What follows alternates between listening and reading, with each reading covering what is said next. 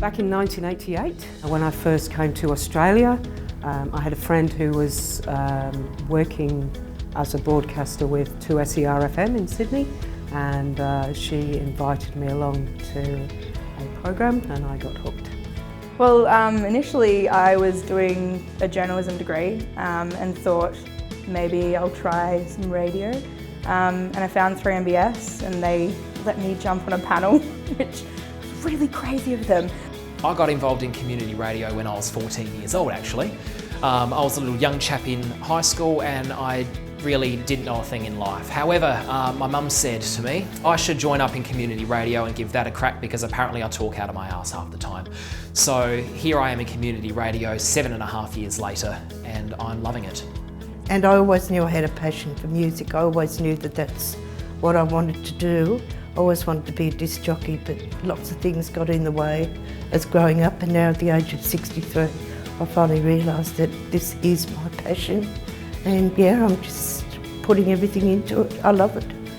I was blessed to be in high school at a time when the ABC tried a access radio experiment, and I was one of the lucky people drawn out of the hat. A mate of mine at school who knew that I had done that told me about a group called PBS who were aspiring to have a radio station, and so I found out where they were meeting and went along to one of their meetings, and here I am 30-something years later still doing community radio.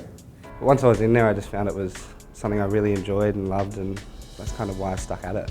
I think I was hooked. I think there's one little light switch that goes on and it niggles away into your heart and then you're in.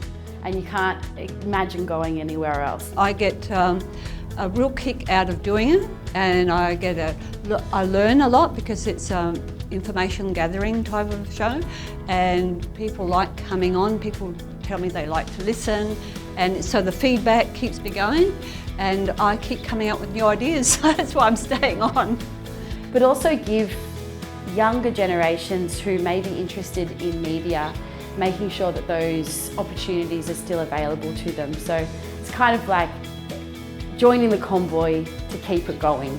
And it's really exciting to be a part of that and see how it keeps going, because I'm sure that it's never ending.